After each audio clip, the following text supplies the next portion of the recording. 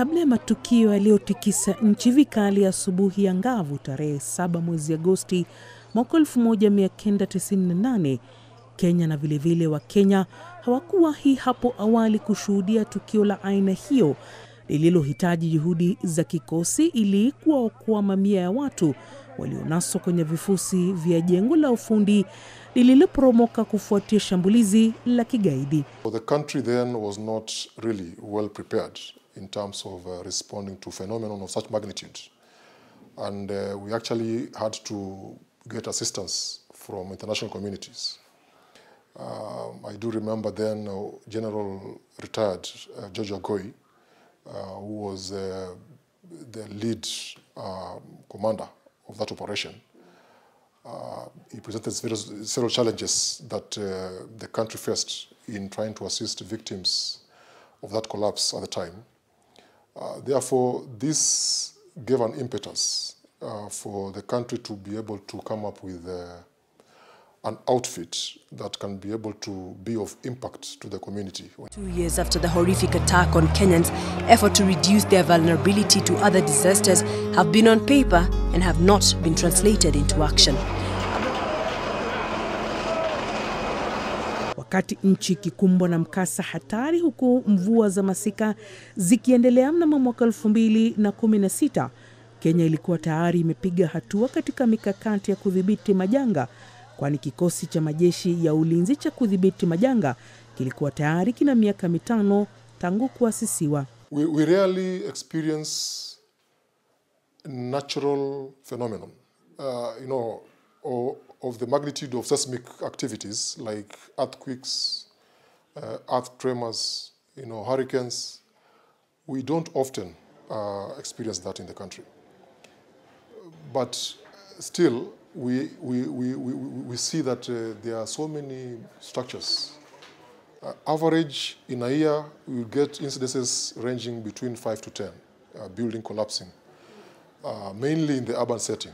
That is the cities, Nairobi in particular, and its environs, rather surrounding counties, that is Kiambu, Kajiado, Machakos and so forth. So I connect these occurrences due to human factors. Kwa waathiriwa wa mikasa na kadhalika wale wa matukio ya dharura, kila sekunde ni muhimu, hasa kwa wanaofika katika eneo la tukio kwa juhudi za uokozi. Naona raia ndio wangeokoa haraka kuliko sasa kitambo waanze kuita polisi wakuje, sijui watu watoke wapi wakuje. Ilichukua muda. Kama labda ningetolewa saa hii, maybe ningepona. Kabla waokozi kufika katika eneo la tukio, wenyeji wa eneo hilo aghalabu huwa wameshafika pale mwanzo na hufanya juhudi, japo kwa mikono mitupu, kuvigesha vifusi ili kuwafikia walionaswa. We get an information or request to respond from the National Disaster Operations Center. I'm the one who get that information. I immediately mobilize the search and rescue technicians. We are on 24-hour standby with 15 minutes notice to move, depending on where the incident has happened. Immediately we get a request to respond. We converge, and the search and rescue technicians are ready to move. We also do it in liaison with the defense headquarters and also the points of contact at the disaster site. This gives us the initial information. As we proceed to the scene, we have some heads up. As we continue, one of the challenges that we face is the issue of traffic jams. Bring together all the agencies so that we can be able to do some briefing, understand the problem, and then come up with ideas and methodologies on how to be able to address these issues. So we do something called scene size up. Scene size up is about assessing the problem, determining the hazards, determining the resources that we require to be able to assist the communities, and then coming up with methodological procedures on how to start up to the finish. Ingawa hizi ni juhudi mwafaka, wataalamu wa juhudi za uokozi wafikapo aghalabu kwanza huwaondoa wenyeji kwenye eneo zima la tukio, jambo ambalo kawaida huwa kera si haba. The scene assessment is very important because you'll be able to know the details on the ground, the correct information on the ground.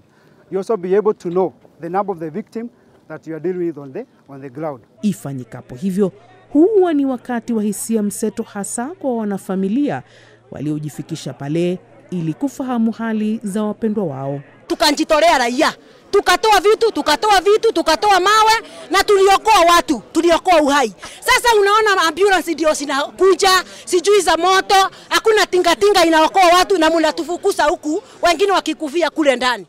Kuna wasichana walikuwa wameleta chai, nasikia wanapiga simu tu. Wanalia, tuokoeni, tuko mahali tumelaliwa. Sasa niambie kuanzia saa 8, kwani tingatinga inatoka wapi? Si tingatinga iko within Nairobi County. Kama hizi ambulance zote zimekuja, mbona tingatinga isikuje? Kama mtu alifaa kuokolewa, hii muda yote kama ni kukufa si amekufa. Na request kama Nairobi. Nairobi inastahili kuwe kila ward ikuwe na emergency car. Kwa sababu kitu inafanyika kutoka saa 8, saa 4, saa 11, hakuna kitu imefanyika. Juzi tumekuwa na moto imechoma nyumba zimechomeka hapa Maji Mazuri. Kari inakuja sima moto pate 3 hours, pate wananchi kuingilia ndio wakasima moto. Saa hii magari zimekuja hapa, wamesimama, kila mkubwa akapa na hakuna kitu inaendelea. Lakini waokozi wataalamu wamekwisha eleza mantiki ya hatua yao hiyo isiyopendeka kwa wenyeji, japo kwa kiwango kikubwa wanazithamini juhudi hizo za wenyeji, kwani aghalabu waokoa waathiriwa wengi na kuwaepusha na hatari. We do something called scene size up. Scene size up is about assessing the problem, determining the hazards, determining the resources that we require to be able to assist the communities, and then coming up with methodological procedures on how to start up to the finish. Wakati kama huo, haja ya kuwaokoa waathiriwa wakiwa hai huwa ni jukumu zito. Pindi wanapopata nafasi, wanafamilia za waathiriwa mara kwa mara huwauliza waokozi wataalamu kuhusu hali za wapendwa wao, na ingawa hawana mengi ya kuwajibu, wataalamu hao wamekiri kwamba mawasiliano ya aina hiyo ni muhimu sana, kwani huzifariji na kuzituliza familia wakati shughuli ndefu za uokozi zikiendelea. So the first most important thing is to establish if we actually do have people trapped inside, so that I think the workers, the technical team can know how to target the operation. Mkasa huu uliofanyika katika eneo bunge la Kasarani na ambao ulikuwa wa pili katika kipindi cha mwezi mmoja tu, ulisababisha uoga na hamaki miongoni mwa wanajamii, kwani kuporomoka kwa majumba mara kwa mara kungelaumiwa tu kwa serikali kuu au ile ya kaunti ambazo zilikosa kuchukua hatua mwafaka ili kuzuia maafa ya aina nyinginezo za madhara. It is believed that we had some 9 tenants with their families, and as a culmination of the collapsing of the building, members of the public, and we really appreciate the efforts that they came in as the first responders. Ni matangazo yanayolingana katika mikasa mingi ya aina hii, haswa hapa jijini Nairobi na kwenye mitaa mingine katika kaunti jirani ya Kiambu na Machakos. We don't have the figures yet as to exact number of people who are still trapped, but from the local sources is that there are 2 people who are still unaccounted for. We were able to rescue quite a number yesterday, and this morning we retrieved 1 lady alive. We are sad to report that during the operations yesterday, we retrieved some 3 bodies, 3 female bodies of 2 female adults and 1 child. Kwenye mikusanyiko ya aina hii, waathiriwa wana maswali mengine kuhusu vipi mikasa ya aina hii huendelea kutukia, huku serikali ikiendelea kubuni asasi tofauti zilizo na jukumu la kuhakikisha usalama wa raia majumbani. Tulianzia hii shughuli saa 12 asubuhi. Hili nyumba liliporomoka saa 12 kidogo tu kabla haijafika. lakini kwa bahati nzuri nikawa karibu kufika ofisini. So nikapigiwa simu nikiwa karibu nifike, nami nikaweza kuingia hapa, ndio tukaanza hiyo shughuli na tumekuwa tunaendelea. Tumewaokoa watu kadhaa. Kwa bahati mbaya, wengine ambao tumewaokoa hawakuweza kuishi, wamekufa. La kusikitisha ni kwamba asasi zilizo na jukumu la kuhakikisha usalama kila mara hujifikisha kwenye eneo la mkasa, kila mmoja ikijaribu iwezekanavyo kujiepusha na lawama. In March alone, we actually went around and we reviewed, I think, about 300 buildings. We have a very clear procedure on how approvals should be obtained when you want to construct. When you want to construct, you must have an architect, a qualified one, registered by the architect's board. You must have an engineer, registered by the engineer's board. And to some extent, you also need to have a QS. When you don't allow building inspectors to come to the premises, definitely a notice is issued that this work should stop until inspections is done. But as I'm saying, I'm not a technical person, so I cannot say what is right or what is wrong. I'm just an administrator in charge of the area. Kutokana na utepetevu wa shirika lenye mamlaka ya kutoa hati na kudhibiti ujenzi, majumba yameporomoka mara kwa mara na kuwapa changamoto kubwa waokozi wataalam, kwani kama wasemavyo wenyewe wanalazimika kuleta usaidizi wakati waathiriwa wakiwa kwenye majonzi ambayo yanaweza kuepukwa kwa kuchukua hatua mwafaka. For the past 1 year, we have been able to respond to about 6 emergencies of this nature, building collapse within Nairobi County and Kiambu County. Some of them were lucky because they didn't have occupants, they were under construction, but like this one is very unfortunate because lives were lost. Ni maoni yao vile vile kwamba huku kutojali kwa asasi tofauti kunafaa kukoma. If we are to observe building codes and regulations that have been put in place by the county government and the national government, then we cannot be experiencing what we experience in the country for the structural failures. Sasa kazi yetu itafanyika kwa njia tofauti. Sisi tutahitaji mtu yeyote mwenye atakuwa kwenye mambo kama hayo. Kama umepatiwa jukumu la kuwajibika na kuhakikisha kwamba kazi kama hii haiendelei, lazima ufanye. Usipofanya utasimama pia na mwenye amefanya makosa. Shirika la kitaifa lililo na mamlaka ya kudhibiti ujenzi vile vile limetahadharisha kuhusu wanakandarasi wasio na utaalamu mahsusi wa ujenzi na ambao hawatumii nyenzo na zana zifaazo. Kwa kihalisi wamekirarua kitabu cha sheria za ujenzi, wakitupia dirishani na kujiundia mwongozo wao. My appeal to the citizens is, if we follow the laws, as I said, much of the disasters that happen are normally human-induced. So if we just abide by the laws, we shall be able to therefore reduce the frequency of these occurrences.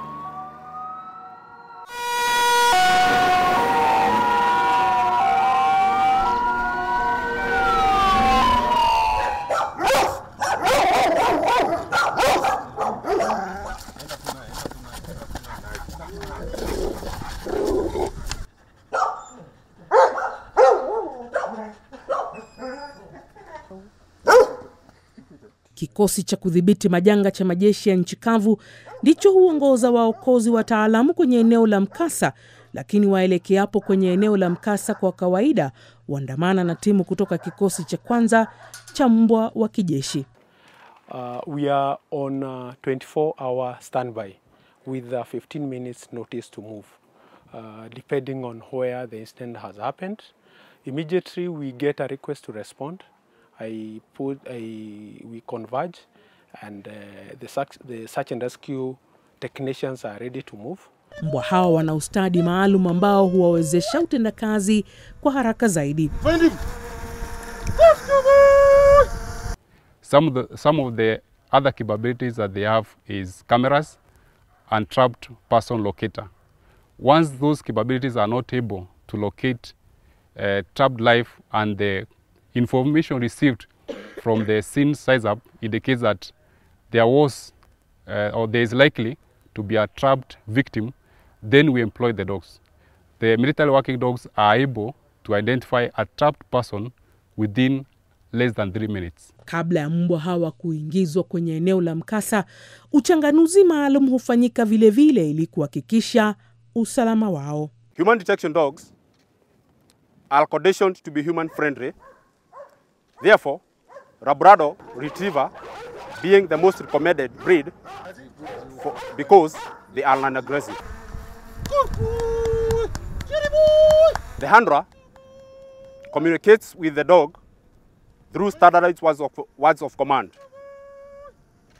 When the dog detects the presence of human life, it will indicate passively or by barking. Kikosi hiki kina mbwa wa aina tofauti ambao wana majukumu mbalimbali ya kijeshi. Ikirescue ina rescue mtu mwenye ako alive, mtu mwenye hajakufa, lakini mtu mwenye amekufa hazi detect. Mbwa wa aina ya Rottweiler ni majibu ya upelelezi wa masafa marefu na mbwa wafuataji vitani. Malinois ni majibu ya kufanya doria, kusaka na kufichua vilipuzi, upelelezi wa masafa marefu na ufuataji vitani. English Springer Spaniel ni kimsingi husaka na kufichua vilipuzi. Hulka yake ni upole, uwepesi na huzoea rahisi hali za anga. Labrador Retrievers haya ni majibu ya kudhibiti hali za dharura, ni mbwa wa kunusa. Hulka zao ni upole, hawana ugomvi, wanaelekeza waliponaswa waathiriwa wa maporomoko kwa wepesi zaidi kuliko majibwa wengine. German Shepherds hutumika kunusa magari, kufanya doria na katika shughuli za ulinzi. Hawa pamoja na vifaa vifaavyo hufanya shughuli za uokozi kwa wepesi zaidi. Maybe there are some gas explosions or hazardous material within the same environment. So you first need to take care and mitigate that hazard first before you expose this dog. Because this dog, we treat them just like humans. So before the dog goes in, you ask yourself whether you can move in also. Miaka miwili iliyopita katika mkesha wa Krismasi, mkasa wa mtoto aliyetumbukia kwenye kisima Mombasa ulihuzunisha tena wa Kenya. Ilisikitisha kwamba zimamoto wa kaunti hawakukuwa na uwezo wa kumwokoa mtoto huyo akiwa hai. Mwili wa mtoto huyo hatimaye ulitolewa siku iliyofuatia Krismasi, huku wazazi wakiwa wamefadhaika kiwango kisicho na faraja. We have been called, depending on our capability, to go and rescue the victim as disaster response battalion. The technique we have used are tripod, gin, or modified tripod, depending on the type of soil and how the ground is to support the activity. Kikosi cha kudhibiti majanga ya majeshi ya nchi kavu kinadhihirisha namna uokozi wa aina hiyo ungeweza kufanyika kwa muda mfupi mno. When we do the search, we normally encounter different obstacles. One of the obstacle is the wooden or the timbers that are found in the site. The other one is reinforced concrete, and the other one is reinforced steel doors or bars or iron sheet. Now, the rescuers or the responders do encounter the doors or the timbers using the power saw to cut through to gain access. Kikosi hiki pia kimejiandaa kujukumika wakati ambapo moto umezuka kwenye majumba tofauti, na wana vifaa maalum vya kuweza kuwaokoa walio katika eneo hilo mara moja. This kind of rescue operation, the first item that we normally use is the rescue ladder. This ladder is used to access high areas because it can be hoisted up to a height of 40 feet. That is an equivalent of a 4-story building, so that you can be able, in order to reach those trapped, and you can be able to evacuate them. The next item is the rescue chute. This chute is used to rescue ambulatory victims who will be taken through a short safety brief on what they are supposed to do to descend through the chute safely. In most cases, we normally use one of the rescuers to go through the chute to assure the victims that the chute is safe to be used and they don't have anything to worry. Ikiwa kuna janga ambapo watu wameanguka kidimbwini, kikosi hiki kina kikundi cha wapiga mbizi ambao hufanya mazoezi kila siku kuhakikisha kwamba wanaweza kutekeleza jukumu hilo bila matatizo. We have had successful operations, one in Kimende Dam, Masinga Dam, and one which was in Nakuru, which we recovered a chopper. Also in this dam we have recovered a victim who was trying to swim, a 21-year-old boy. Vile vile, kikosi hiki kinaweza kuwaokoa wale ambao wameathirika kutokana na majanga ya kemikali. Hivi sasa wanatueleza jinsi wanaweza kufanya kuhakikisha kwamba walioathirika na kemikali na wanaweza kuokolewa na kupelekwa hospitali. Downrange is where the incident has taken place. So after they have been rescued from there, they are brought to the triage. Just behind me is the triage. They will be categorized according to their injuries, whereby the dead will be put at the black flag, written dead. The next one are those who will have minor injuries, which is labeled by the yellow flag, so they can take some time before they are attended to. Followed by the green flag, that is the minor injury, and they can delay a bit, so they are delayed a bit, but they will be attended to in case there is nobody in the immediate flag, that is the red one. So that categorization is done by the doctor. So at the triage, there should be a doctor, and those who have gone to respond there, those are the responders. So from there, those who need immediate attention can be taken to for immediate attention. Just on my right hand side, there's a place there that you can see. That is where those who need immediate attention are taken there. They are processed immediately. They are taken to the doctor. This immediate a place where they are supposed to be processed is erected just immediately when we reach the scene. After we reach the collection point, we set up our command post, then we make it. It will help two categories of people. That is the responders, the first responders who will go downrange, that is where the incident has taken place. In any case, they have a problem, they will be brought back and processed there. Again, if any case they find responders before erecting the mass casualty decontamination, or before the mass casualty decontamination is operational, then they are processed there. After that, we take the victims to the mass casualty decontamination. At the entrance, they are supposed to be, their clothes are supposed to be removed. And the process of removing is cutting. So they are removed all the clothes because around 90 to 95% of the contaminants are contained on the clothing. So the clothes are removed. Then that is the first step. The second step is washing. They are washed clean. Then the third step is rinsing before they are taken to monitoring section where the multi-ray and other gadgets are used. Those are monitoring equipments used to monitor whether the victim is clean. or not. In any case, the victim is not clean, then he or she is supposed to be taken back for further cleaning before they proceed to the doctor and for further treatment. So the technicon is used by the technicians who operate the mass casualty decontamination.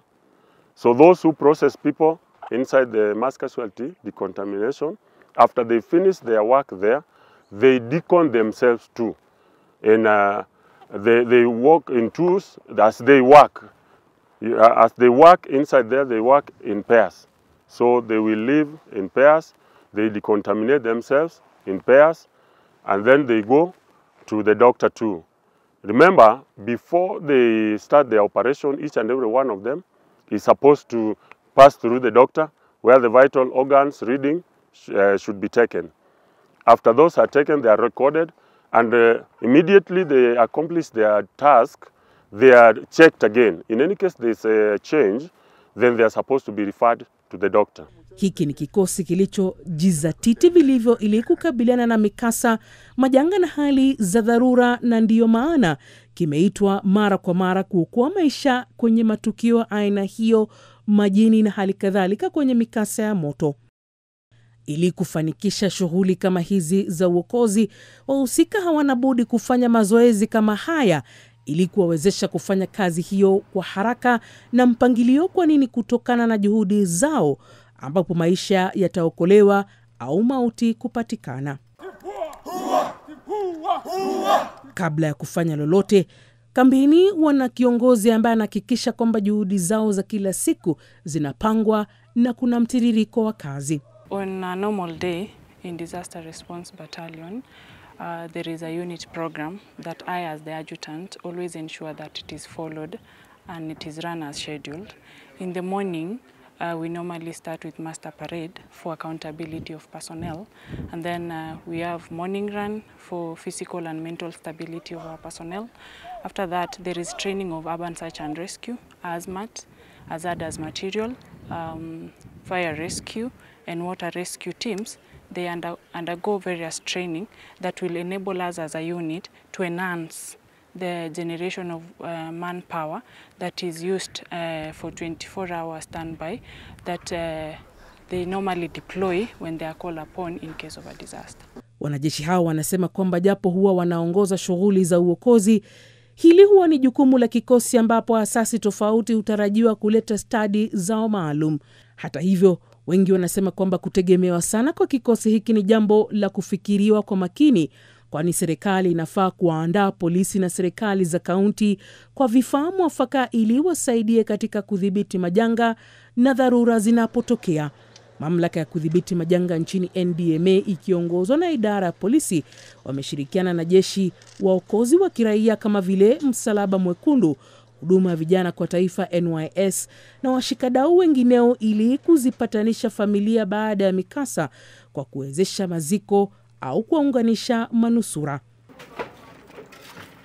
Ni hisia za Wakenya wengi kwamba japo nchi imepiga hatua njema katika mikakati ya kudhibiti majanga tangu shambulizi la kigaidi la mwaka 1998, mikakati zaidi inahitaji kuwekwa ili kufanikisha shughuli za uokozi wa maisha wakati wa mikasa, majanga na dharura za aina hii.